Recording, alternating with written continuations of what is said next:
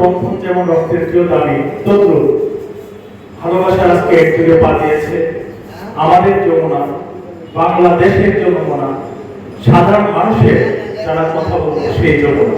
আমি আমার ব্যক্তিগত পক্ষ থেকে যমুনা টিভি অনেক অনেক সাফল্য কামনা করি, সেই সাথে যে কথাটা না বললেই না হয়।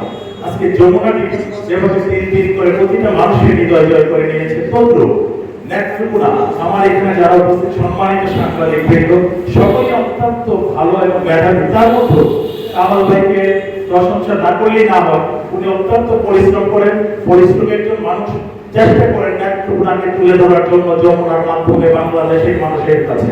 আমি ওনার হৃদয় কামনা করি, সেই সাথে আজকে যে যমুনা সহ বাংলাদেশের প্রত্যেকটা ইলেকট্রিক এবং প্রিন্ট মিডিয়া বিগত যখন স্বৈরাচার সরকার ছিল, ছাত্র জনতার যখন বড় উত্থানের একদম লিহাল মুহূর্ত ছিল, তখন বাংলাদেশে প্রত্যেকটা ইলেকট্রিক এবং প্রিন্ট মিডিয়ার মধ্যে উল্লেখযোগ্য ভূমিকা রেখেছে আমাদের যমুনা।